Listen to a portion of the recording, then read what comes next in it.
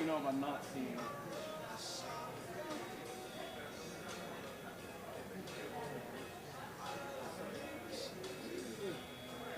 You're not coming to work this event, man.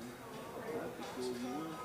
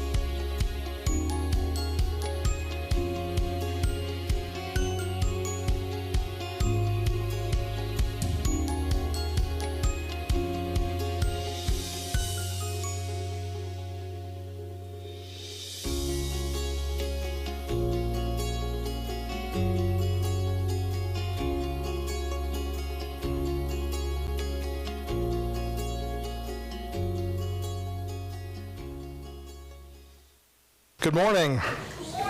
Thank you. My name is Ryan Paul. I teach history here at SUU, and I'm the director of Eccles Apex.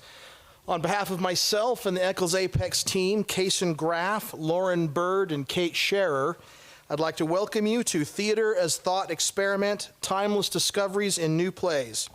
I'd like to thank the Eccles Foundation for their generous and continuous support of this series, Michael Barr, John D'Antonio, and the team at the Utah Shakespeare Festival, Professor Britannia Howe of the Department of Theater, Dance, and Arts Administration, the SUU College of Performing and Visual Arts, and Dean Michael Schmidt, my good friend and colleague Melinda Funstein, and the Provost's Office for making this event possible. I would also like to remind you that today's conversation will continue this afternoon at 3 p.m. on Thunder 91.1 and on the Apex Radio Hour podcast. Lauren Gunderson is one of the most produced playwrights in America since 2015, topping the list thrice, including 2022 and 2023. She's a two-time winner of the Steinberg ATCA New Play Award for I and You and the Book of Will, the winner of the Lanford Wilson Award and the Otis Guernsey New Voices Award, a finalist for the Susan Smith Blackburn Prize, the Arthur L. Weinsberger Award, and John Gassner Award for playwriting. Her musical adaptation of The Time Traveler's Wife appeared on the West End last year. That's in London, in case you didn't know. Revolutionary Women, her new anthology of 5 plays, was published by Bloomsbury in 2023. She studied literature and drama at Emory University and dramatic writing at NYU's Tisch School, where she was a Reynolds Fellow in Social Entrepreneurship. Her play, The Catastrophist, about her husband, virologist Nathan Wolfe, premiered digitally in January 2021 and is now in the COVID art capsule in the Library of Congress. She co-authored the Miss Bennett trilogy with Margaret Melkin. The Half-Life of Marie Curie premiered off-Broadway and at audible.com. Her work, published at Playscripts, includes I and You, Exit Pursued by a Bear, The Taming, and Toil and Trouble.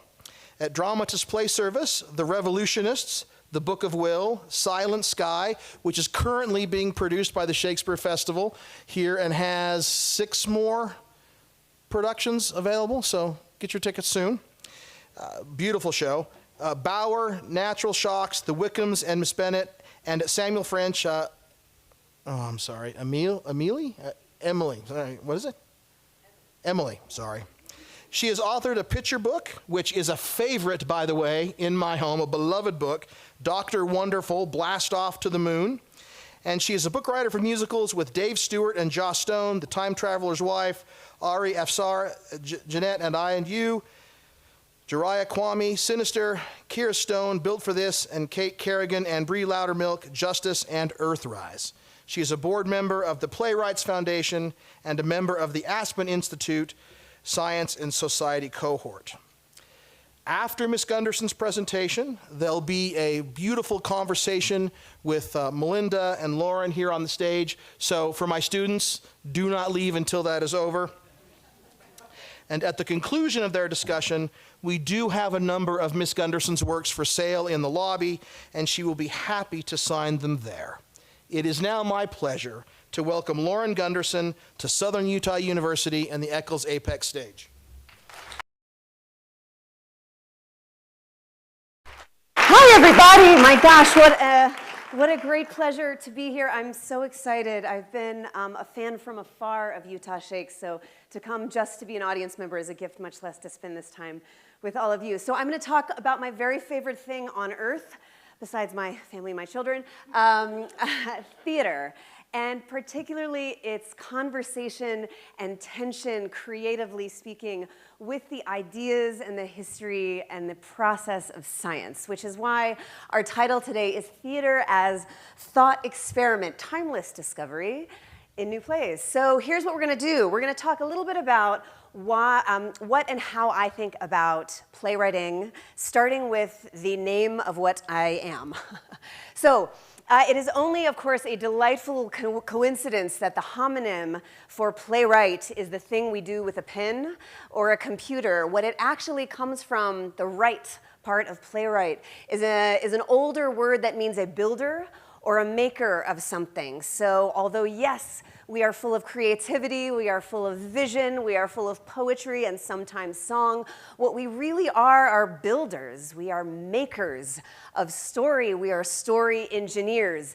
My favorite part of this image is that playwright is appropriately under cheese right as important career paths of the olden age. So. But you can also see the other things up there: boatwright, bridgewright, housewright. These are people who work with their hands, who are looking to make something that lasts, that is usable, a tool, and which is how I think of what I do as a playwright. Again, builders, engineers, closer to architect, perhaps, than a poet wandering in the woods waiting to be struck by the muses. So this question of engineering is going to get us to this theme of thought experimentation. So when we think about how to build a play, part of what we start with is the yellow over here. Plays are basically people versus problems. That's what we're here to watch. Yes, we are going to get some great poetry. We're going to get some wonderful couplets and turns of phrase, certainly if you're watching our Dear Shakespeare. Well, what we're really here to do is to look at other people figure stuff out. So the question about how to build a play, since we are engineers, builders of plays, includes this question: is there a solution to these problems that the people are against? And sure, there's probably more than one solution. And if we're using plays as the tools that they are, we're going to need to figure out what those problems might be and ideally, how to get to them. So we quickly get to this question about how do we know what the problems are if we don't do some experimentation, if we don't test ourselves against trouble and joy, and how do we do an experiment with our hearts without costing our hearts? And I propose that we do it with stories. So the thought experiment part we have here is, of course, not my idea. There are very smart gentlemen and women and people who have come up with this idea before. So we're going to start with probably the smartest one, Mr. Einstein. So the thought experiment idea comes from him, and he says, when he was daydreaming in that patent office in, I believe, Vienna, because he couldn't do the experiments he wanted to do because his science was so radical, was so revolutionary, was so untestable. The only place that you could do it, the only laboratory he had was in his mind, in his imagination. So he called these things thought experiments. And of course, defined by the Stanford Encyclopedia, blah, blah, blah, the thought experiments are devices of the imagination.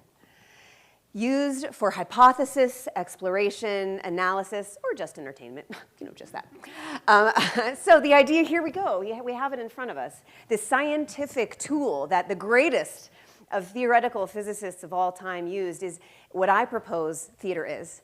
A thought experiment to do the work, to test humanity in the ways that we can't or perhaps wouldn't survive the test in other forms. We are going to use the power of imagination, the devices of the imagination. Theater is that device.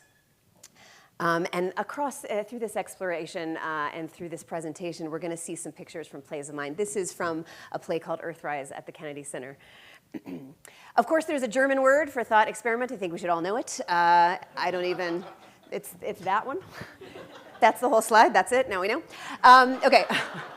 So stories are thought experiments. Theater is a thought experiment. So here's a bit about why the heck we would bother doing the thought experiment. Here's why. Humans are highly social, highly emotional, highly intelligent. So that's going to set us up nicely for theater. Highly social, we're going to here to watch people. As I mentioned, it's people versus problems. Humans are highly emotional. That's how we know what matters. So theater is, of course, the landscape of emotion. So that's going to help us figure out what matters, to figure out what to do with the people and why it matters to them. It's also highly intelligent. We want to solve problems. We want to figure stuff out. If you give us a problem, we're going to look for a solution. So again, if plays are people versus problems, we've got this covered. We are prepared for this assignment. Fiction is a powerful tool to examine ourselves and society safely. You don't have to be Macbeth to test yourself about what you would do with great power, how far you would go, right? We're not going to have to kill you for the crown. You're going to watch somebody else go through that. And the entire time, the assignment of theater is for you to ask yourself as an audience member, what would I do? Ideally, so that you don't become Macbeth. You don't have to become King Lear. You don't have to become Hamlet in order to figure out the lessons that they learn and share them with the people that you love. So the other reason about why thought experiments as stories works is because stories are tools to understand, build, and sustain society through safe, meaningful, and for plays, embodied imagination. We're not just thinking it, right? We're going to act it out for you. We're going to make beautiful costumes and have sets and do all of the things that make it not only intellectually and emotionally resonant, but something that sticks with you, that alights into your soul, that delights you, that scares you, that not only presents emotion, but embodies and encourages emotion in you. That's how the ideas are going to stick, right? That's how we don't make things that are forgettable. We make things spectacular, so you don't forget the lessons, that some are ancient lessons that we need to keep learning. Why? Because people keep being born. So we need to have these conversations again and again and again. Because these stories, of course, they investigate, inspire, and they caution. Those are the great ones, but also because plays are portable. When you do what I do as a playwright, I'm creating a blueprint that gets resurrected and revived in every production, like the one right now here.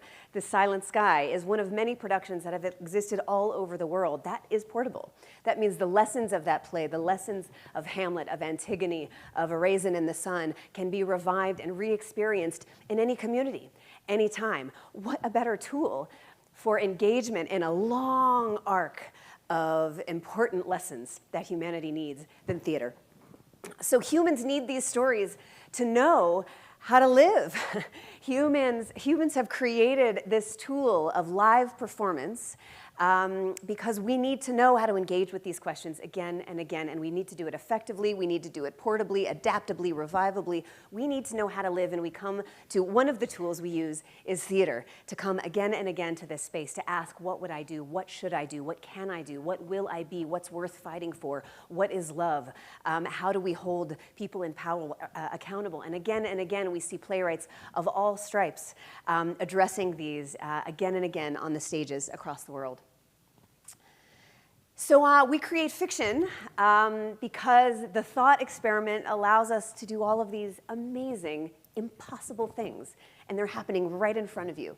We get to live all the lives, anyone you want.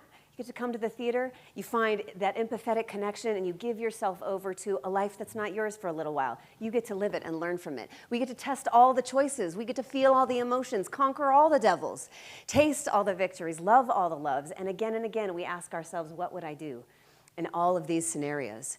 So the only consequence that you pay is a little bit of your time, a little bit of your attention, probably some cheap wine at intermission. But it is worth it to do and see and be all of these things. We get to feel so much with the tool of theater. So here's what the tool is. Einstein knew imagination is everything. Usually the quote stops there, but if you read on, it says, it is a preview of life's coming attractions. That's what theater is. It's a preview, because all of us are going to go against the toils and troubles, the 1,000 natural shocks that the flesh is heir to, the whips and scorns of time, all to quote Hamlet. I can't help quoting Hamlet. But it is a preview. It's also a review of the things that we've done and been through. And man, we should have learned these lessons by now. Theater is going to give it back to you, right? It's also going to say, some of you, actually all of you, are going to come up against heartbreak, are going to come up against grief. And plays are going to say, let's go through it once before you get there. Let's practice. Let's talk about how you can survive these things, what life is going to give you. Theater is going to let you practice. It is, as I like to quote a friend of mine, theater is an empathy gym. We're going to work out. We're going to work out emotionally before you hit it in real life.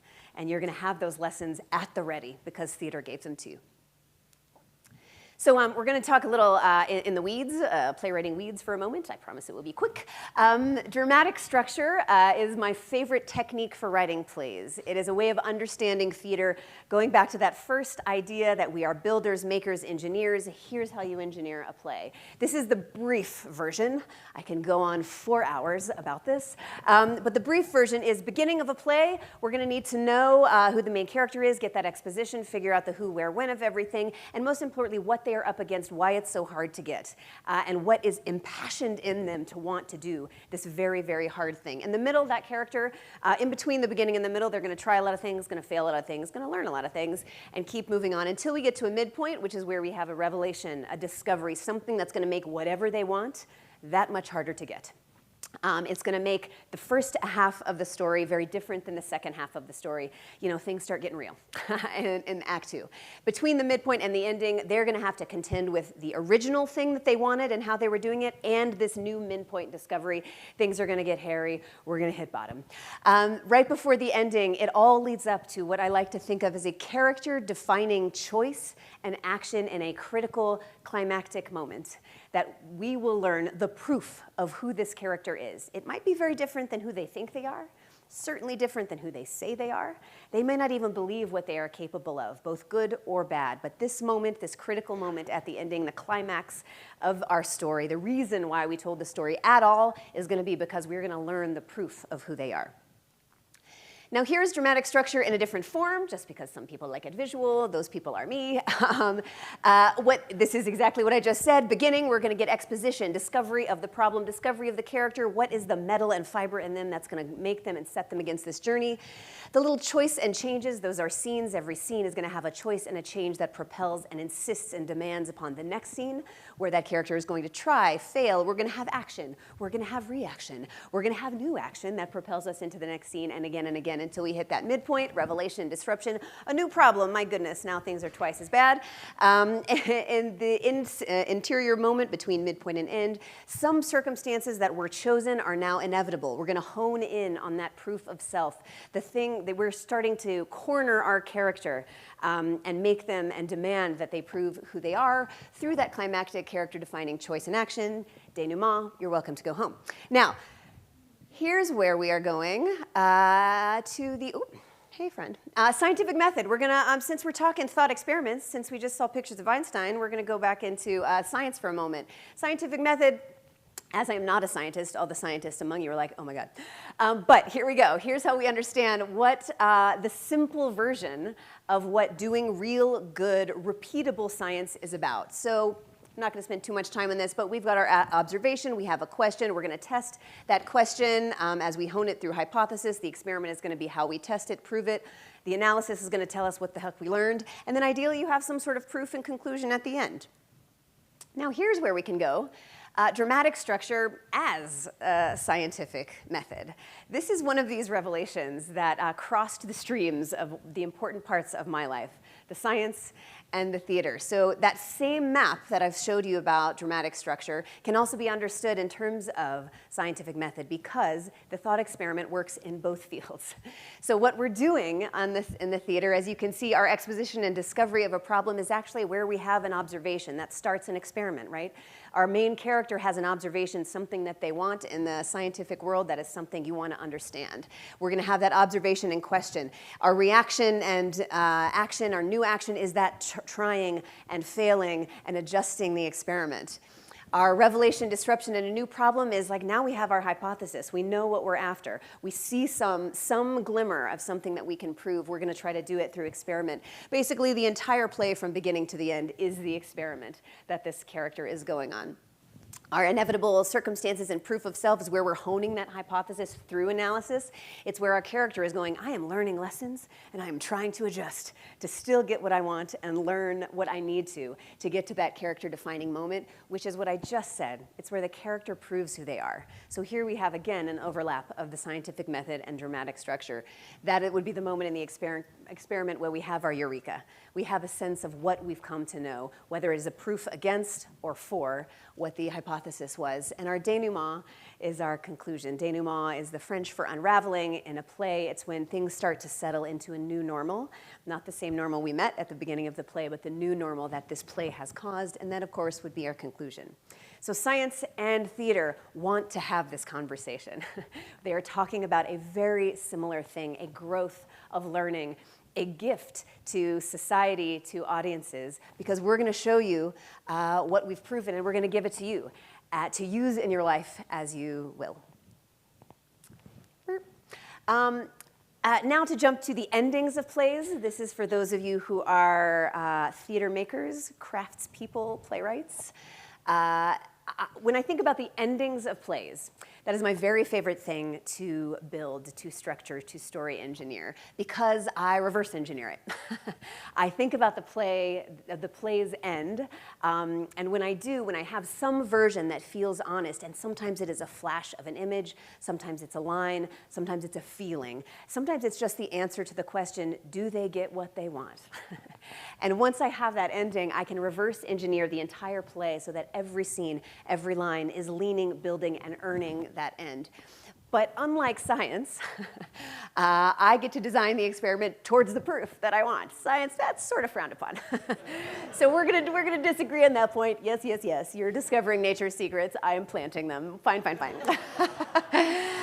These two are, of course, plays that have very sharp and different endings. I and You being a play with a very big twist. You cannot get the end of that play without planning it and earning it and being very specific about how you engineer it. And our Dear Book of Will, I know you had a phenomenal production here at Utah Shakes, directed by my friend Melinda.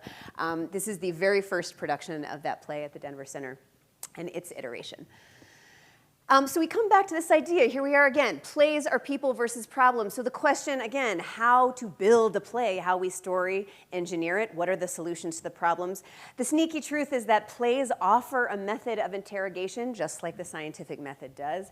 But it really is a home for questions and not answers. Science, we generally like answers at the end. We are comfortable with the unknown. We like an I don't know in both fields, but science generally sort of wants more of an answer. Theater is happy without, because each one of us are going to have a slightly different answer to whatever the problem is against, and whatever you have learned by asking yourself, what would I do in Hamlet's footsteps or Antigone's or Henrietta's? So we are a home for questions, not answers, and that is part of why we are evergreen as a tool. There is nothing human beings like more than questions. We have an endless well of them, and thus plays again and again contend with the age-old questions and the brand new ones. So part of what I think about when I think about questions, so these are some of my plays, and each one has a core question without an answer. It is a challenge that the audience can go on with me. So we have Peter Pan and Wendy up here. That was a production at Shakespeare Theater in Washington, D.C. My version is not the version that you might have come across earlier. My version asks a question: what would make a young, brilliant girl go out of a window into a fairy tale land with a boy? J.M. Barrie would say it's because she thinks he's pretty cute. I think we're better than that. So in my version, it is because she wants an adventure of her own, and we're going to see what that adventure is with her. We're going to follow the question with our dear Wendy. Yes. So at the over here, Ada and the Engine is about Ada Lovelace, who did the first computer program before there were computers at all. It is a question about what is in us that connects art and engineering, art and science, and how can we connect with a love that is both mind and heart. We have our Miss Bennett plays here. Those questions are all about love, not about how we change for love, but how can we find someone who sees us as we are? How can we know our own worth in our family and with our future partners? How do we know if love is real? Earthrise is a musical written by Kate Kerrigan and Brie Loudermilk and myself about the scientists, mathematicians, and astronauts who went to the moon. The question, but it's about their children. So the idea from the eyes of children, what is it like to watch your parents achieve, but also what is it like to perhaps have them never come home again for that achievement? At the top here is our Revolutionists, which is a play about art in the time of crisis and asks the question, how do all those four women know each other? How do they get in the same room? How do they survive? Is surviving the point of a revolution? And what can art really do in a time of great crisis and upheaval? So the other thing that we like to talk about in the theater is we're going to back off from science for a moment and talk a bit more about activism. So the storyteller's job is, of course, not actually to uphold society, but to inspire it. And we do that through questions. So that's where the stories are, following on the previous slides about theater being a home for interrogation, for questions. Still people versus problems, but we have a different way and a different understanding of people and problems as we go on through this human experiment. So creativity in the theater demands disruption in order to find a continuance that we crave as a society. Criticism in order to understand coherence. Destruction in order to rebuild. Conflict to earn resolution. These are things that we come against again and again when we build and act and design for theater. So it's not enough, I think, to know how to write, but actually must ask yourself about why. So the activism of any story is so important. And it goes to the quote by the wonderful, brilliant Toni Morrison: "The best art is political, and you ought to be able to make it unquestionably political and irrevocably beautiful at the same time." So she doesn't say that all art is political, just the best art. I think that's a fabulous challenge, and I think it asks us to say, sure, there's art that entertains, there's art that delights, that comforts, but the best art is when we say, what is next for our politic? Politic meaning the populace, for all of us. What is next? What have we not dreamt up? And the way we get to that new thing is through the tool of theater. Again, going back to that Einstein quote, imagination is going to get us there. Imagination is how we preview the future. Toni Morrison wants us to do that. Einstein does too. Let's go. So, theater allows us to do some incredible things. Through this thought experiment, it allows us to time travel back to different eras, to life travel, go visit Hamlet. It allows us to love travel, to grief travel, hate travel, danger travel. You can visit these places in a play, learn some lessons, and come back safely. Theater also allows us to emotionally resonate with consequences of potential actions and inactions that you may come across in your life. Theater allows us to say, again, what would I do and what would happen if I didn't?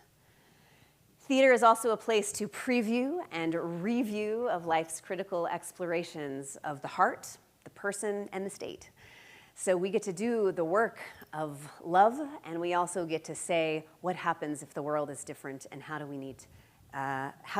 know what we need to do to get there? So theater's a laboratory. It's the laboratory of life. We get to play here. We get to learn here. We get to grow and test ourselves here.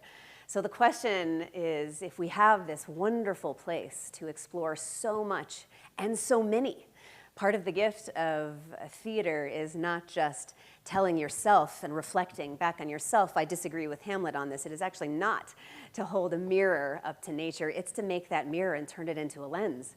We're going to see deeply into the microscope of the human condition, and we're going to see far, far into the past and the future. And we can do it with the lenses and the mirrors of theater. And part of how we do it is not just, again, stuff that reflects ourselves, but allows us to see ourselves in other people. The wonderful gift of theater is its empathy, as I mentioned before, the analogy of empathy gym. What all that means is you're going to give your attention to someone else for a few hours. You're going to look through their eyes. You are going to say, what would I do because I'm thinking as them? What a thing in a time of such political strife and in a time of such division where we feel like we cannot talk or even understand somebody who is differing from us. Theater allows us to say, yeah, you can. We share a lot more than we disagree on. Fundamentally, the fundamentals of humanity, which theater is quite at home, wielding and exploring, those things unite us, certainly more than divide. So the question, if theater is a laboratory of life, what experiments do you want to run? What are the things that you care so much about, that you would change the world, that you would kill, die for, that you would break things, give all of your wealth and power away? What would you do? Theater's a place to play with that, to experiment with it, to say, all right, let's test it out. What are the things that we are terrified of, that we believe so much in, that we delight so much in, that we want to see triumphant? Theater is a place to put that in the vein of, if you can see it, then you can be it. Somehow, if you can make a place, and theater is that place for us to imagine a different world, a different way of reacting, a different way of communicating, a different way of saying, you need to understand this about me, and you will be a better person because of it. Theater is a great place for that. So that is the experiment that we're going to want to run. So one thing, for those of us who are interested in this continued conversation, as we are about to wrap up and move into another conversation, I talk so much about all this stuff on this podcast. Listen, any questions that you have, find me after, and we can continue the conversation after here through that lens as well. So when we think about theater as thought experiment, I hope that every play that you go into, you clock those moments when you fall into the space, the empathetic space, that transcendent alchemical transition that happens when you start to fall into a story, when you connect with a main character, when you're starting to ponder, I'm not sure if that's the right choice for them to make. I would do something different. Or yes, that's exactly what I do. Or oh my gosh, that's so like me. Or oh my gosh, that's so much like my friend. That is theater working. You are in the experiment. You are doing the work with us when that happens to you. So I hope that all of those timeless themes and all of the wonder that theater allows, you feel welcome in the experiment. And that for those among you who are theater practitioners, and I include those who are audience members, you complete the experiment by being there. Your presence aligns and amplifies with everything the art does. I hope you feel the experiment at work, and I hope you are ready for all the experiments to come with new plays and old. Thank you so much. Let's have a conversation with Melinda.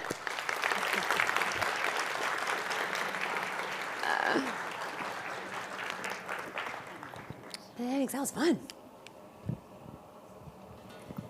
All right. So, empathy, Jim. I love this. I love this. Can we talk about this a little bit? You know how Shakespeare does this thing where he will write a scene that is ridiculous and makes you laugh and is, sometimes based in really hard things, but he makes you laugh anyway.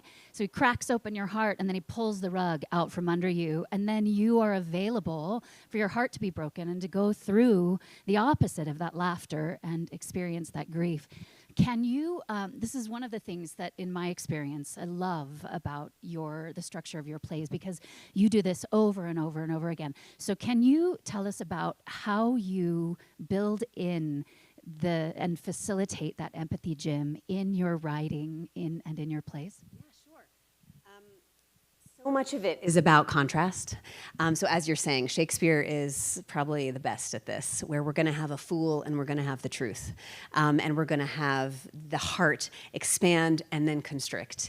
And so I follow that pattern, certainly. It's also true in humanity. I mean, again, theater does reflect the human experience. It shouldn't feel that separate from it. So the idea that you laugh at a funeral because there are amazing memories of a person, and their amazement also triggers the cry. And sometimes great victory. I love watching the Olympics, and man, watching the people who've achieved so much burst into tears. Why are you crying? You've achieved this amazing thing, but of course, because the human fountain of emotion is wild in us, and certainly at those extremes. So I think the contrast of extreme is what Shakespeare does so well, and I certainly try to empathize. So if you're going to hit a sad point, there's going to be a joke pretty soon. Fear not, just keep going. So let's talk about creativity. Yep. And prolific is a word that comes up a lot with Lauren. I'm going to get you a T-shirt that says prolific. Because of the amount and the frequency and the speed, I think, with which these plays are being written and are spilling out of you and are being produced. And so I wonder, first off, if you can talk about your creative, are you doing one at once? Are you writing 5 things at a time? Where do those sit in your being and in your awareness? And then I wonder if you could speak to the creative process for these lifelong learners in the room and how that might work in a more expansive way, not just in art, but in a way of ideas and in learning and all the many ways that creativity shows up. Oh, what a wonderful question. Yes, there's always a dozen projects of mine happening at once. I actually just finished a first draft of a play about an hour ago, as you do. Yes, I was inspired by all the theater. Theater begets theater, so I've been seeing a lot of theaters here. So yes, of course, I go home and write some. But that's like first draft frenzy. And then there is a play of mine that we just had a reading of in New York a couple days ago that is in rewrite mode. How do we make it better? How do we hone? How do we make that scene more clear? How do we cut that whole thing so there's room for this? So this is where the structuring and the engineering comes in a different way. And then there are musicals are a whole different thing, working so collaboratively, where oftentimes my job is to set up a song and then not write it, which is good. You don't want me writing songs. You want my collaborators are much better at it. But so it's a very different process, which means I think I can do a lot at once because they're at different phases, different kind of creative, collaborative spaces. So yes, there's always too much going on, but I like it at the moment that way. Shakespeare wrote pretty fast too, so he's cranking out those plays as well. So I'm just trying to keep up with him. So the creativity of it, I mean, honestly, I think it's following the good news of delight and following the curiosity of joy. And for me, that's what it feels like, is when there is a clarity of an idea. I had this happen last night. I didn't know what the last scene was, and I just had this moment this morning where I sort of woke up and was like, oh, yeah. Oh, it feels so good because it is this thing that now I know that it's all the things. So following that wonder, but that didn't come out of nowhere. That came with me questioning, okay, but that could be, but what does he want? But he got that in the scene before, so what would be a different way of giving him a new version of that? So it's those things, it's interrogation, right? I'm not letting myself off the hook. I'm saying, you need to think about this. Oftentimes I'll take questions to bed or, into the shower. The shower is great for that. You ask yourself the question, what does this main character want? Take a shower, and half the time I'd be like, well, yeah, okay, that's a good answer to the question. So I think, but it feels like delight. It feels like a gift, like opening a present. And I think following that is very helpful in any sort of creative space. And it is also shifting the definition of work and the definition of learning from a thing that is hard-nosed and requires a cost, as opposed to it is the gift of the work I get to do and the joy of it. So every time I want to complain about so many productions, what, girl? You are living the life. Come on now. Let's go. Let's reframe a thing as a gift, as a joy, as the thing that begets getting in the room with amazing artists like yourself and your fabulous cast, that gets in the room with people who think like you and want to build like you and want to dream up a better world like you. Oftentimes when I talk to writers, they are afraid of getting started, or they don't know how to get started, or they give up after a couple, a dozen pages. I don't know what to do. And to me, the thing is getting to the end of the play and actually just starting the play. Nothing's going to happen if you don't start it. Nothing. And a half a play is not a play. You don't get a production of a play with half a play. You got to finish the damn thing. You got to do it. So buck up. You know how to do this. Write about what you care about. Make yourself laugh. Make yourself cry. You know what to do. You know what a story. You've been told stories your whole life. The currency of humanity is stories. Since a baby, your parents have been telling you a story. You know what a story is. You can do this. So getting it all the way to the finish line means you get to that next step where now we get actors, now we get a director, now we get dramaturgs and designers in the space, and suddenly this thing that would not happen unless you started it and you finished it. That's the joy of it, right? That's what we're doing, right? She knows. Well, you mentioned getting people in the room, and do you have favorite pieces of collaboration or favorite ways of collaborating, or the things that pop up about the collaborative process, and which the theater is so very collaborative? That's the whole point of it, right? Yeah. But do you have ways that you like to collaborate, or maybe any lessons in collaboration? Yeah, I mean, collaboration is all about clear about what you know and clear about what you don't. And clear about what the ask is. So, for example, when I'm working on musicals, my job is not just to write the lines that happen before and after the songs. It is to set up the whole world. It's the whole structure of the story, who these people are, what they want, why are they singing at all. That's my prerogative. And I get to define the journey and the want and all of that. But it also means that, we got to write some songs. So my job is also to say, all right, this is her decision song. This is her song where she says yes or no to this person. Are you going to leave or are you going to stay? So I get to write what I think of as I call them the crappy monologue, which is, should this character who's about to sing have a monologue, not a poetic one, not a very good one, but just what is in your mind? What are you up against? What are you wrestling with? Why are you singing this song? What are you trying to decide? And critically, the songs do narrative work, not just we're going to stop and sing about love. No, we're going to make a decision. We're going to discover something. We're going to either give up, give in, to go on, leave. Some decision is going to be made, usually in the bridge of the song. So my job is to say, all right, here's the decision. She decides to stay. Cool. So now the crappy monologue is gifted to my collaborator, and they often pull out no single word that I've used, but the spirit of it, the clarity of what that character is up against. Now we can write a song. Sometimes one little phrase might find its way into a lyric, but that's really not the point. It's me saying, here's exactly what this character needs. Here's what they're going to learn in the song. Now you go be brilliant. And if that can be, again, that is not me saying it's called this, and she needs to say these 3 images so I can use them later in the scene. It's like, you do what you are brilliant at. I'm going to tell you exactly what the story needs, which is what I'm brilliant at, and we'll meet you on the other side. So that again and again happens with all sorts of collaborators. It's great with directors as well, and with actors to say, I'm not going to tell you exactly how to be Henrietta Leavitt. I'm going to tell you that she needs grit, that she needs a straight spine when she is so passionate about these things. Like, I'm going to give you the gift of that clarity, and you're going to take it with what you're good at and make something spirited and singularly yours out of it. So a little bit of this, a little bit of that works. No, that's beautiful.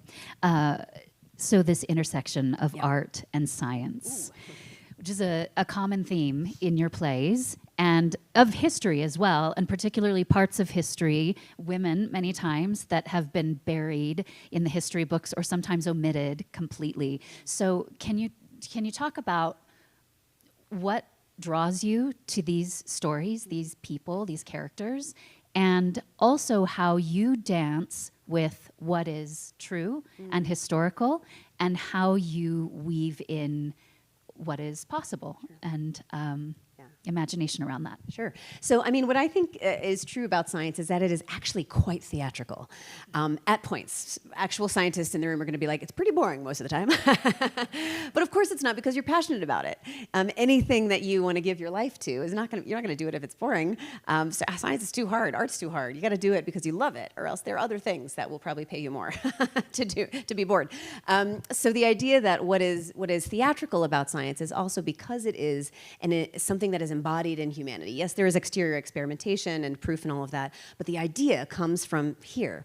And this is the tool of theater, is the human body. So we get to put someone on stage, and all they have to do is just see that idea occur to them.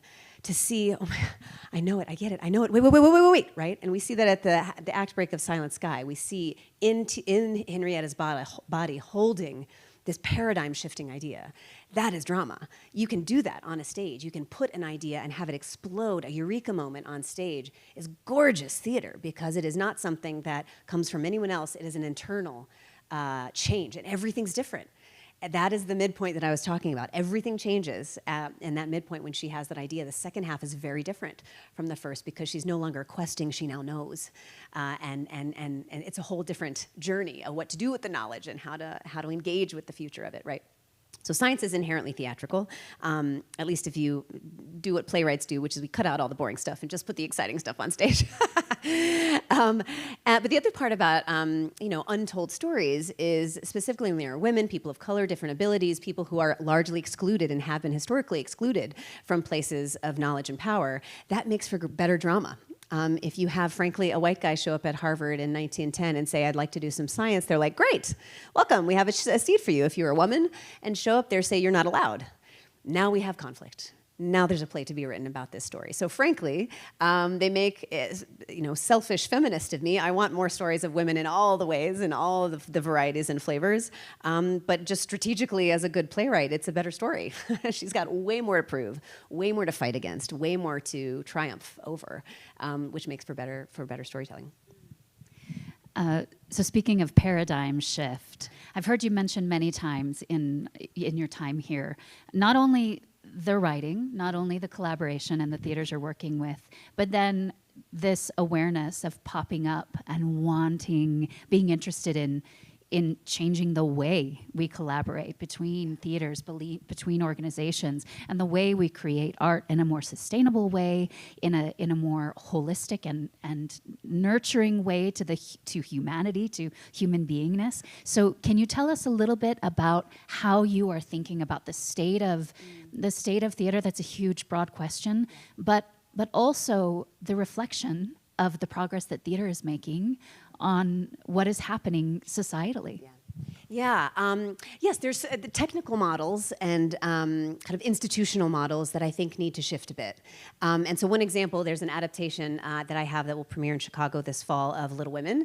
It's an adaptation that sort of aligns the main character, Jo, with the author, Louisa May Alcott, and really sort of transposes one on the other to align with what is so feisty and rebellious about both of them. So it's a pretty singular adaptation. I'm really excited about it. But what makes it special, besides that, is that it is a 4-theater collaboration. So the commission comes from 4 theaters at once, all saying, we want this to exist.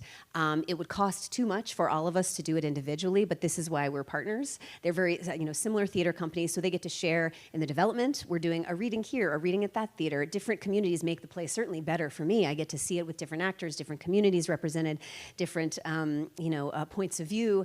And also, they get to all call it a world premiere, so they get to share in the kind of joy and the gift of their communities and the pride of saying, we're starting this, we are launching this thing together, which I think why make that one theater's prerogative and not many? So things like that are examples of it. There's also the stuff that the audiences don't see about how to care for actors, how to care for designers and directors. This work is hard. It's emotionally taxing. Some of these plays, it's trauma 8 days a week that they're going through. You will be murdered, Mercutio, every time. How are you doing?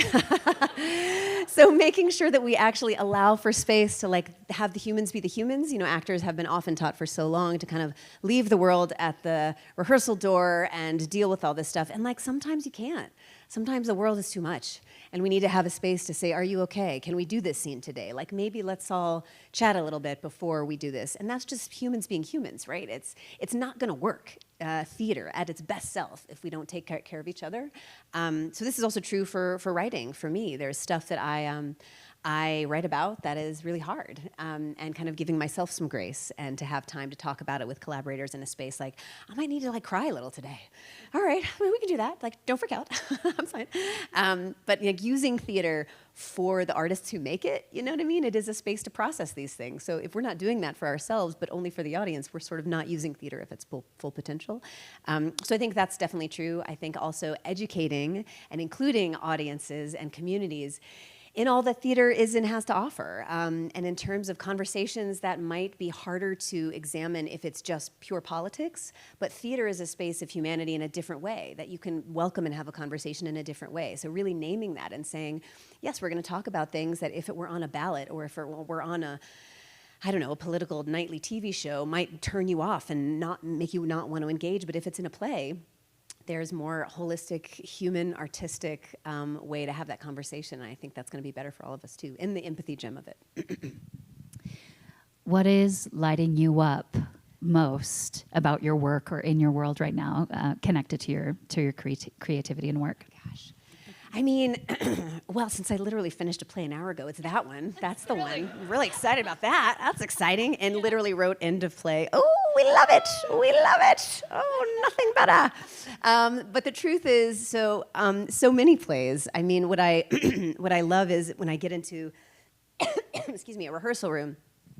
It is the art meeting the artists, right? So all the work that I've done and dreamt up and think I know, I am always delighted with what I don't know that is coming from these humans bringing their self and soul to this work. And that chemistry is so affecting and inspiring and surprising. So the thing that I know for sure about the play I just finished, those things won't change, but there is so much I don't know. And that feeling, so what delights me is, I now name it at the beginning of workshops, is I kind of start by saying, there's probably 5 great ideas that I have not had yet. And that will happen at some point in the development between now and opening night. I will let you know when we get there. But that's the journey of it, right? There is so much I know when the play is done, also never done. But I think honoring the fact that it's a journey and that there's a lot I know and so much I don't. And that's what a gift to share that. And what a vulnerability that I will tell you if I don't know things or if I'm wrong. And if whoever has the best idea in the room, that's what's going into the production and making sure that space is open, available. So yes, that's something I take into my life as well, as being unafraid of saying, I don't know why that's in there. Maybe it doesn't need to be, maybe it does. Let me take home and think about it, but let's talk about it as a group of collaboratives. And yes, so the power of I don't know is what I'm excited about. I love that. Speaking of I don't know, what is tugging at your heart, or what is there a seed of that you haven't found the bandwidth or the time or that spark of inspiration yet, that you're like, I know that's out there. I know if you want to speak to it. But is there anything that's tugging at you that you just haven't had the bandwidth to start or do yet, theater or non-theater, that you'd like to tell us about? I am ever interested in how theater transitions out of the theater.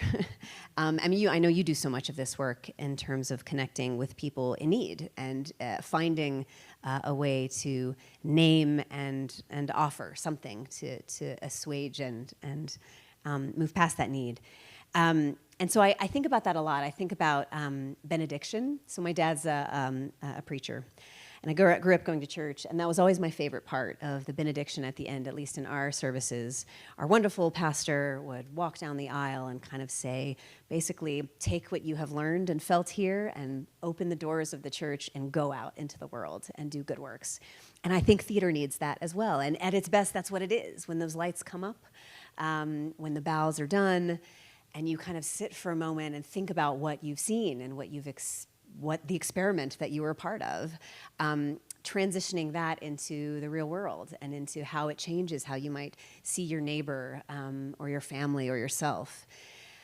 So I'm very excited about wondering what that is and what I do as a playwright to encourage and plant some of that, but also, of course, knowing that it is the meeting of humans, what I do, what the actors do, what you do, and what the audience is and does with it.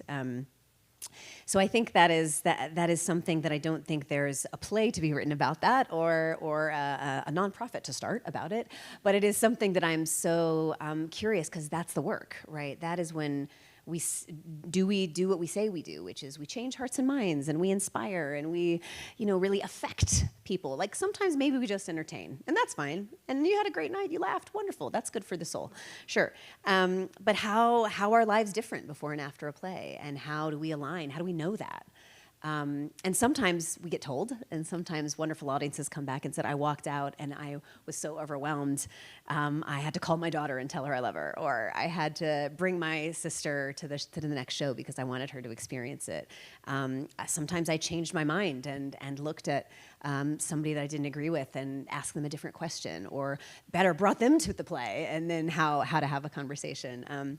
And sometimes we just don't know, and it's okay not to know. Again, fan of I don't know. But that's the wonderful alchemy that I'm curious to explore. And I have a fervent belief that theater does great work in subtle and extravagant ways to audiences and artists. Artists are changed by it as well. We are not immune from the powers of theater. So I come to that again and again. There is magic in speaking words that are true and beautiful. And there's also magic in the unsaid. So I think perhaps the selfish artistic answer to that question is, my favorite part of any play is actually, if you've done your job right, you don't actually have to say anything. If you've done the early work in that beginning and midpoint, when you get to the end, it can just be somebody reaching out and hold a hand. It can be a nod. Right, it can be a kiss or an exit. And if you've done it right, maybe you don't need to say a dang thing, or the minimal amount of things. And that is the power of humanity there, because there is so much we contain that sometimes great poets, certainly like our dear Will, and every now and on a good day, maybe I get a good line, but sometimes that poetry is unnecessary, and it is just, again, the experiment that you've run, that we get to the end of this play, and we know what they're thinking. We know what they want. We know what their dream is, and we know when the end of the play is, because we know through a gesture, through the simplest thing, if they've gotten what they want, if they've deserved it, if they know they've gotten it, if they surprise themselves by wanting this but ending up with this, and actually that is what they wanted more than that. All of that can be done in such beautiful subtleties. Now, you need great directors, you need great actors to pull that off. But that's my favorite writing to do, is a stage direction that does what a monologue could never. So I think about that constantly as well. With that, Lauren, thank you for choosing to be with us. Thank you for sharing your contribution with the world in a way that we all get to benefit from it. Thank you for teaching us through your work and through your message that we can have head and heart online at the same time. SUU, USF, family and friends and community, let's give Lauren Gunderson a big round of applause.